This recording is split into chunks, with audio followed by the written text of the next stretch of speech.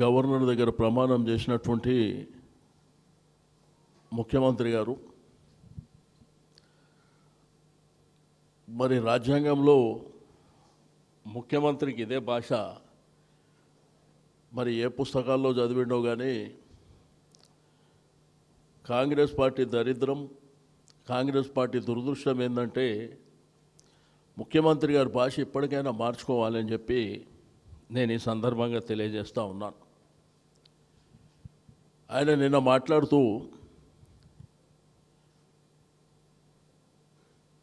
TRS ప్రభుత్వం హయాంలో ఏమి అభివృద్ధి కార్యక్రమాలు జరగలేదని చెప్పి వారు మాట్లాడుతూ ఒపీనియన్ పోల్ పెడదాం మీకు ధైర్యం ఉంటే. టీఆర్ఎస్ ప్రభుత్వంలో 10 సంవత్సరాలలో స్వాతంత్రం వచ్చినప్పటి నుంచి జరగనటువంటి డెవలప్మెంట్ కార్యక్రమాలు జరిగినాయని నేను ఘంటాపదంగా చెప్తున్నా. మీకు ధైర్యం ఉంటే ఒపీనియన్ పోల్కు సిద్ధం కావాలని చెప్పి నేను ఈ సందర్భంగా తెలియజేస్తూ ఉన్నా. ఆయన నిన్న మాట్లాడుతూ బాగా వర్షాలు రాగానే వరదలు రాగానే అంటే అమీర్పేటకు పోయిండట ఆయన. ఏంది 10 నిమిషాలు 23 నెలల్లో నువ్వు ఎక్కడ తిరిగినావు? హైదరాబాద్ సిటీలో ఏం అభివృద్ధి కార్యక్రమాలు చేసినావో ఒకసారి చెప్పవలసినటువంటి అవసరం ఉంది. ఈరోజు డెవలప్మెంటు కుంటిపడిపోయింది, ప్రజలందరూ చెప్తున్నటువంటి కనీసం చెత్త అయితే పరిస్థితి కూడా లేదని ప్రజలు చెప్తున్నటువంటిది. మీకు అందరూ తెలుసు, ఒకప్పుడు కాంగ్రెస్ ప్రభుత్వం 10 సంవత్సరాలలో 4,636 కోట్ల రూపాయలు హైదరాబాద్ మీద ఖర్చు పెడితే మేము 44,021 లక్షల రూపాయలు ఖర్చు పెట్టినాం. అనేకమైనటువంటి కార్యక్రమాలు మీరు ఒకసారి ఆలోచన చేస్తే సురక్షిత మంచినీటి గురించి కానీ, నిరంతరం విద్యుత్ అంటే కరెంటు పోతే కేసీఆర్ గారి ప్రభుత్వంలో కరెంటు పోతే వార్త ఒక్క నిమిషం పోయినా అదొక న్యూస్ కింద ఉండేటువంటి పరిస్థితి. దాంతోపాటు 111 ప్రాంతాల్లో 1,00,000 డబుల్ బెడ్రూమ్ ఇల్లు మేము కట్టించినాం. ఒక్క ఇంద్రమ్మ ఇల్లు మీరు కట్టిర్రా మీ గుండె మీద చేసుకొని చెప్పాలని చెప్పి నేను ఈ సందర్భంగా తెలియజేస్తూ ఉన్నాను. మరి ఇదే కాకుండా 100% సివరేజ్ ట్రీట్మెంట్ ప్లాంట్స్ 100% ఎప్పుడు చరిత్ర జరగని విధంగా టీఆర్ఎస్ ప్రభుత్వం మరి ఆ కార్యక్రమాలని చేపట్టడమే కాకుండా అవి ఇంకా ఆన్గోయింగ్ ఉంటే ఈయన పోయి ఇనాగ్రేషన్లు చేస్తాడు ముఖ్యమంత్రి రేవంత్ రెడ్డి గారు. అప్పటి కార్యక్రమాలే. అదేవిధంగా మీకు ఫ్లైఓవర్లు కానివ్వండి,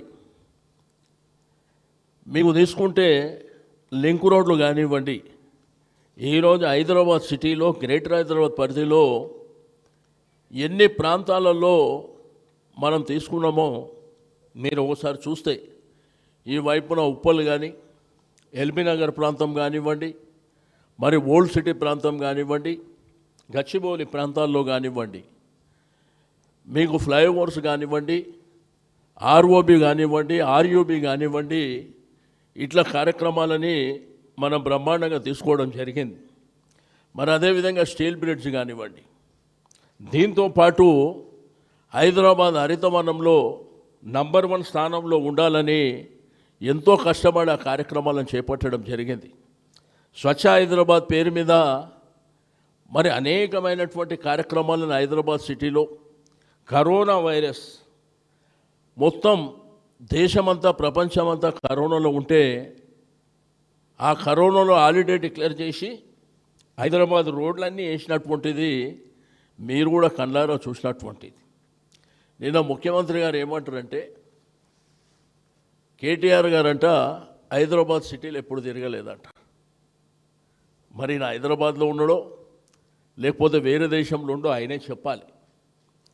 కేటీఆర్ గారి ఆధ్వర్యంలోనే కదా ఇవన్నీ కార్యక్రమాలని టేకప్ చేసింది. బస్ బేలు కానివ్వండి, పార్కులు కానివ్వండి, మరి అదేవిధంగా మనకు కమ్యూనిటీ హాల్స్ కానివ్వండి, కళ్యాణ మండపాలు కానివ్వండి, బస్తీ దవాఖానాలు కానివ్వండి, ఇవన్నీ మన కళ్ళ ముంగట ఉన్నటువంటి ఇవన్నీ కార్యక్రమాలని ఆ రోజు బీఆర్ఎస్ ప్రభుత్వ హయాంలోనే చేపట్టినటువంటి విషయాన్ని మీరు మర్చిపోయి నిన్న మాట్లాడుతూ వాళ్ళిద్దరినంట స్తంభాన్ని కట్టేయాలనంట. మరి 2,500 రూపాయలు మహిళలకు ఇస్తా అన్నటువంటి మిమ్మల్ని, 2,000 పెన్షన్ 4,000 ఇస్తా అన్నటువంటి మిమ్మల్ని, కళ్యాణ లక్ష్మికి షాదీ ముబారక్కు 1,00,000 రూపాయలతో పాటు తులం బంగారం ఇస్తాన్న మిమ్మల్ని ఎక్కడ కట్టేయాలనో మరి మీరే చెప్పవలసినటువంటి అవసరం ఉంది. కంటోన్మెంట్లనంట బై ఎలక్షన్లో గెలిస్తే 4,000 కోట్ల రూపాయలు ఖర్చు పెట్టిందంట కంటోన్మెంట్ కాన్స్టిట్యున్సీ. నేను ఉండేది కూడా అక్కడనే. ఒకవేళ 4,000 కోట్లతోనే వర్క్ ఏమన్నా అక్కడ కార్యక్రమాలు జరిగితే ప్రజల కోసం నేను రాజీనామా చేయడానికి సిద్ధంగా ఉన్నా. మీకు దమ్ము ధైర్యం ఉంటే నా రాజీనామాను మీరు యాక్సెప్ట్ చేయండి. కంటోన్మెంట్లో ఆ ప్రాంతంలోనే నేను ఉంటా. అక్కడ ఏమి డెవలప్మెంట్ జరిగింది? మీరు మోసపూరితమైనటువంటి హామీలు ఇచ్చి ఈరోజు అధికారంలోకి వచ్చిన తర్వాత ముఖ్యమంత్రి గారే మరి ఆ విధమైనటువంటి భాష మాట్లాడితే ప్రజలు చీదరించుకునేటువంటి పరిస్థితి వస్తుంది. అజారుద్దీన్ గారిని మంత్రి పదవి నిన్న ప్రమాణ స్వీకారం చేశారు. మా బీఆర్ఎస్ పార్టీ డిమాండ్ 23 మాసాల నుంచి మైనారిటీలకు మంత్రి పదవి లేదు ఇవ్వాలని చెప్పే కదా మా డిమాండ్. ఆయనకి ఇస్తానంట, మాకు అసూయనంట. ఆయన భారత క్రికెటర్ అంట, ఆయన వస్తే మాకు అసూయ వస్తుందంట. మా డిమాండ్తోనే కదా మీరు ఇచ్చింది. రెండోది, నీకు అంతా వాళ్ళ మీద ఈ జుబ్లీహిల్స్ ఓడిపోతున్నాం అనేటువంటి భయం లేకపోతే మరి అజారుద్దీన్కు మీరు కొత్తగా అప్పుడు మీ ప్రభుత్వం వచ్చినప్పుడు ఎందుకు ఇవ్వలే? మీకు అంతా వాళ్ళ మీద మమకారం ఉండి మైనారిటీలను ఏదో చేయాలనేటువంటి సంకల్పం ఉంటే ఆ రోజు ఎందుకు చేయలే? 2 సంవత్సరాలు దగ్గర వస్తుంటే ఆ జుబ్లీహిల్స్ బై ఎలక్షన్ ఉందని చెప్పి ఈరోజు మైనారిటీలు దూరం అవుతుండ్రని చెప్పి మరి మీరు మోసం చేసేటువంటి కార్యక్రమం కాకపోతే ఏందని చెప్పి నేను అడుగుతా ఉన్నా. ఈరోజు హైదరాబాద్ సిటీలో ప్రతి నియోజకవర్గంలో డబుల్ బెడ్రూమ్ ఇల్లు మేము కట్టినాం. మీరు కట్టినరా చూపిస్తారా? రెండోది, హాస్పిటల్స్ కూడా టీమ్స్ హాస్పిటల్స్ నీకు ఇక్కడ ఎర్రగడ్డ కానివ్వండి, సనత్ నగర్ చెస్ట్ హాస్పిటల్, అల్వాల్ ప్రాంతం కానివ్వండి, ఎల్బీ నగర్ ప్రాంతం కానివ్వండి, మీరు పోయి ఫోటోలు దిగుతుర్రే, అవి మేము శాంక్షన్ చేసి మేము ఆల్రెడీ కన్స్ట్రక్షన్ జరుగుతున్నటువంటి సందర్భంలో కదా మీరు వచ్చింది. ఏం అభివృద్ధి కార్యక్రమాలు హైదరాబాద్ సిటీలో చేసినరో ఎక్కడైనా చర్చ పెడితే మేము సిద్ధంగా ఉన్నాం. మీరు 23 మాసాలలో ఏం చేశారు, మేము గతంలో ఏం చేసినాం, ఏడ చర్చకు పెట్టినా కానీ రెడీ ఉన్నాం. ఎస్ఆర్డిపి ద్వారా మీకు ఫ్లైఓవర్లు కానీ 19 ఫ్లైఓవర్లు, 5 అండర్ పాస్లు, 7 ఆర్ఓబీలు, ఆర్యూబీ 1, ఒక కేబుల్ బ్రిడ్జు, ఓ స్టీల్ బ్రిడ్జు. ఈ విధంగా హైదరాబాద్ జనాభా విపరీతంగా పెరిగిపోతున్నటువంటి సందర్భంలో మీకు వేరే దేశాల నుంచి హైదరాబాద్ వచ్చిన వాళ్ళు ఆశ్చర్యపోయే విధంగా మరి సూపర్ స్టార్ తమిళనాడు మన సూపర్ స్టార్ రజనీకాంత్ గారు ఆయన్నే చెప్పిండు, నేను హైదరాబాద్లో ఉన్నానా అమెరికాలో ఉన్నానా అని చెప్పి. అంటే ఈ డెవలప్మెంట్ ఏం కనిపిస్తలేదు. ఆయనంట వర్షం పడుతానంట అమీర్పేటకు 10 నిమిషాలు పోయిందంట. నువ్వు 10 నిమిషాలు పోయినాక పోయి 4 నెలలు అయింది కదా, ఏం చేసినావు చెప్పగలుగుతావు ఆడ? రెండోది, ఎన్టీ రామారావు గారి స్టాచ్యూ. ఎన్టీ రామారావు గారి వీర అభిమానే కదా మాగంటి గోపీనాథ్. ఎన్టీ రామారావు గారితో తిరిగింది మాగంటి గోపీనాథ్ గారు కదా. ఎన్టీ రామారావు గారితో తిరిగింది మాగంటి గోపీనాథ్ గారు. అంటే వాళ్ళ ఓట్లు కూడా లబ్ధి పొందాలనేటువంటి ఉద్దేశంతో నిన్న డ్రామాలు నడిపిస్తుంటే దయ్యాలు వేదాలు వల్లించినట్టుంది. మాట్లాడితే ఏం చెప్తుండు? సన్నబియ్యం, రేషన్ కార్డులు, ఫ్రీ బస్. మరి మిగిలిన హామీలు ఎక్కడ పోయినాయి? మహిళలకు ఇస్తాన 2500 ఏమైనా?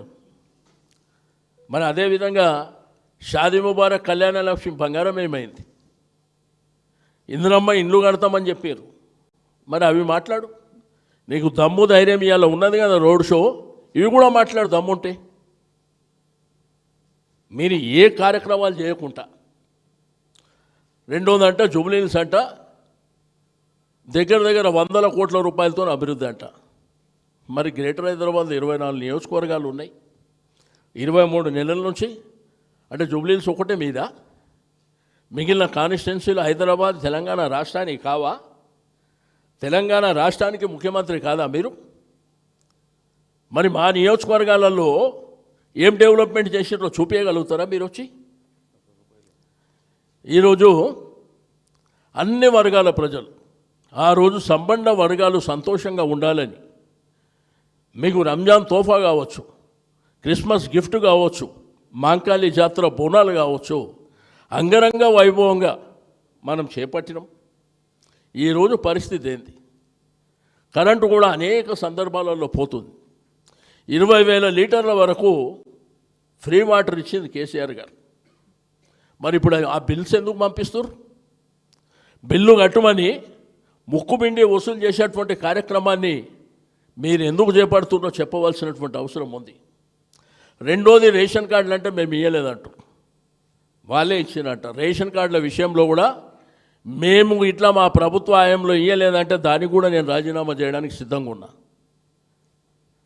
అది దశల వారీగా జరిగేటువంటి కార్యక్రమాన్ని ఈరోజు మీరు ఇచ్చే సన్నబియ్యం అన్ని పురుగులు. తెలుసుకోండి, పోయి ప్రజల దగ్గరికి పోయి తెలుసుకోవలసినటువంటి అవసరం ఉంది. కానీ ముఖ్యమంత్రి గారు దయచేసి భాష మార్చుకోండి. చిన్న పిల్లలు కూడా చీదరించుకునే పరిస్థితిలో మీరు మాట్లాడితే బొంద పెడతామని మాట్లాడితే ఒక ముఖ్యమంత్రి గారు మాట్లాడే మాటలు అవి. ఈరోజు అనేకమైనటువంటి కార్యక్రమం HRTCL కానీ, అదేవిధంగా నాలాల విషయంలో కానీ, మెట్రో ప్రాజెక్ట్ ఒక అద్భుతమైనటువంటి ప్రాజెక్టు, 415 కిలోమీటర్లు. దీన్ని కూడా ఎక్స్టెండ్ చేయడానికి మా ప్రభుత్వం మరి ఎన్నో కార్యక్రమాలు తీసుకోవడం జరిగింది. దీంతోపాటు తాగునీటి విషయంలో ఒకప్పుడు 340 MGDలు వచ్చేటువంటిది 535 వరకు పెంచుకున్నాం. కాళేశ్వరం ద్వారా హైదరాబాద్ సిటీ కూడా 50 ఏళ్ళ వరకు నీటి ఇబ్బందులు లేకుండా ఒక ప్రణాళిక తయారు చేసినటువంటి ప్రభుత్వం మాది. ఔటర్ రింగ్ రోడ్ విషయంలో కానీ, శుంకిశాల ప్రాజెక్టు కానీ, ఈ విధంగా చెప్పుకుంటూ పోతే అనేకమైనటువంటి కార్యక్రమాలు.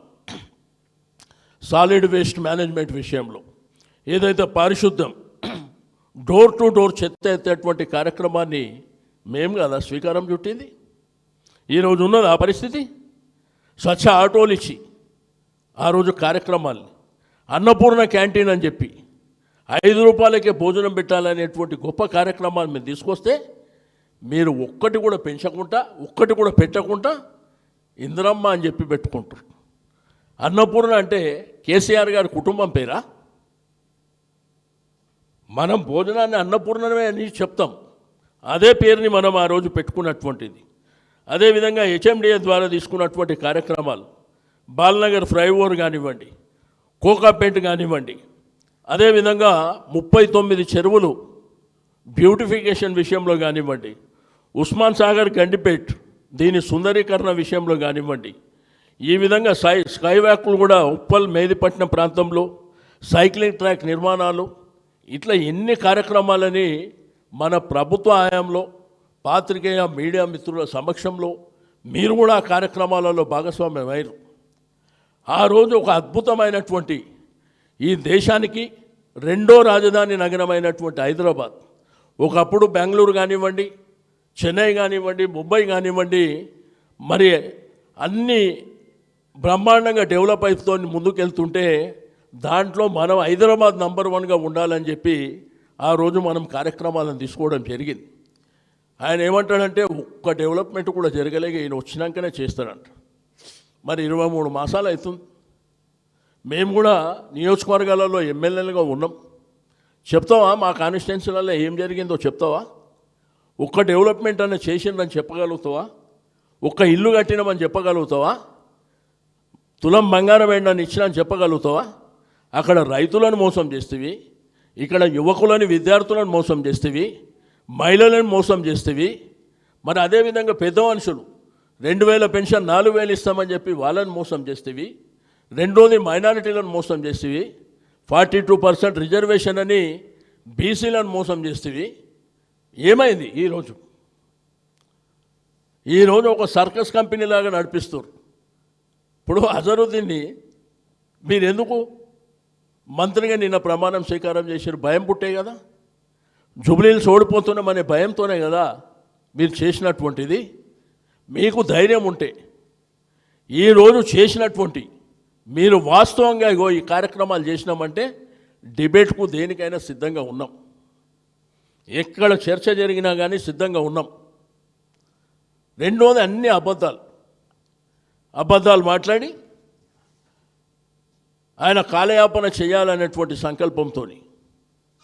రెండోది నేను పదే ఒక సీనియర్ శాసనసభ్యునిగా, ఒక సీనియర్ నాయకునిగా నేను రిక్వెస్ట్ చేసేది ఒకటే, మీరు ఉన్నది రాజ్యాంగ పదవైనటువంటి పదవిలో, ఒక ముఖ్యమంత్రి స్థానంలో మీరు భాష మార్చుకుంటే మీకే హుందాగా ఉంటుంది. ఇప్పుడే ప్రజలు చేదరించుకుంటారు, చిన్నపిల్లలు కూడా చేదరించుకునేటువంటి పరిస్థితికి మీరు పోతుండ్రు. ఒకసారి దాన్ని పరిగణలోకి తీసుకోవాలని చెప్పి నేను ఈ సందర్భంగా తెలియజేస్తూ ఉన్నాను. హైదరాబాద్ ఏం డెవలప్మెంట్ జరగలేదని మాట్లాడితే విచిత్రం కాకపోతే ఏంది? ఒక్క ప్రాజెక్టు, మేజర్ ప్రాజెక్ట్ హైదరాబాద్ సిటీలో మీరు వచ్చినాక చేసిన